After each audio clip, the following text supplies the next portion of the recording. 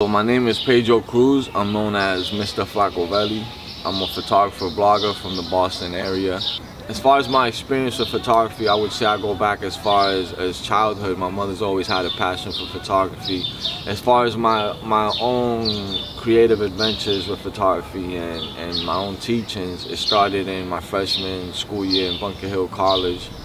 One of my professors actually saw some of my work for an art project I did and encouraged me to take it a little more serious.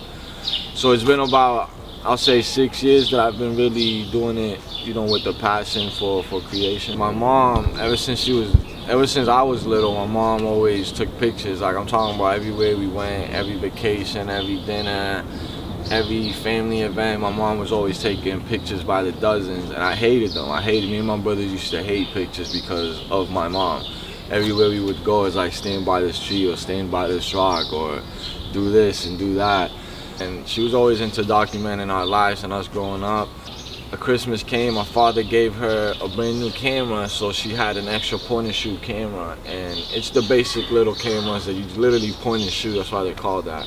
She gave it to me, and that same winter, it was an afternoon, I was bored, didn't go to school. I ventured off into the Back Bay area with this point and shoot, and my first picture that I've ever took, literally with intentions to create, was crossing the street on Dartmouth Street, and there's these two cars in the middle of the road. They're driving, literally, like, it was a red light, it turned green while I'm halfway across the street. I kneel down, take a picture, and when I got home and I reviewed the picture, it was really like, wow, like, I like this. So it kind of opened up my eyes in terms of documenting what you see. So growing up, I was always, doing a lot of writing, different kinds, literally anything you could almost think of. And when I got into the photography, I had some people who convinced me to share my work online. That's how my blog was born. And from sharing pictures online, I started, a lot of the pictures came with stories. There was a lot of stories I wanted to share. Or just, they always say a picture's worth 1,000 words, but I always feel like a picture with 1,000 words is worth double. And honestly, it started as simple as me just doing work and sharing the stories behind my work. And it just literally just ventured off into the blog that I have today, into semi-journalism work. So we were in the Dominican Republic, and we were literally on our way to a resort. And it was a resort with a pool and whatnot. But on our way there, we went through these roads that were real vacant. And they just had a few houses on the side. And there's this fruit stand on the side of this family that was selling fruits literally from their backyard. So we pull over to buy fruits. I remember my grandmother was gonna buy sugar cane specifically. And when I get out of the car, there's this little boy literally just watching us. He's watching us like probably 6 feet away from us, and he's watching us behind this chair. He's standing behind the chair.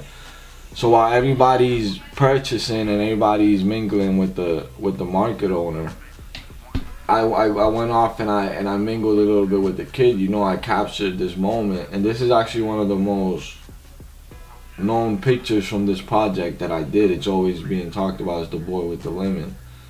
I never forgot this kid, just simply because this was his home. I photographed his home. I come back to a cozy home. I come back to AC during the summer, heat in the winter, and this kid was eating lemons for lunch. So this is one of the most touching pictures that I have. Of this kid in his norm, in his environment. I grew up in a beautiful neighborhood, the historical South End in Boston. It's known for money, but I grew up in a neighborhood infected with violence and drugs. And not that it's a bad neighborhood in terms of, like, I don't want to rob the beauty away from it, but it was definitely a tough neighborhood, so a lot of people don't get the same opportunities that others might get in my neighborhood, so I already see the inspiration I bring to people in my neighborhood. They tell me all the time, and to me that's an honor. I feel like I haven't even touched the tip of the iceberg of what I want to do. And just seeing that I'm already inspiring people, man, it touches me, it really does, man. It hits my soul. And that's what I want to do. I want to inspire, so So I work as hard as I do for the people in my neighborhood, man, you know, to show them that there's something beyond this 2-3 block radius, you know, that there's opportunities out there for people like us, you know, and that's honestly what I want to show the people in my neighborhood, man, that we can create the same way that my neighborhood only exists because Puerto Ricans years ago had the idea of starting a Puerto Rican community. You know, and because they had that thought and because they followed with the actions, today we have what we call home. You know, so I don't want to stop it there. You know, I want my generation to create. I want my generation to add on. I want my generation to take what our ancestors gave us and make something out of it. La primera entrada, ve y cuéntale a tu jefe que llegó su jefe. Tomé clases en la calle y nunca vi una F. Siempre fui maestro en esto, nunca fui pupilo. Música es la droga y tengo versos por los kilos. So pregunta de los míos pa' ver qué te dicen. Simplemente digo, tengan cuidado donde pisen.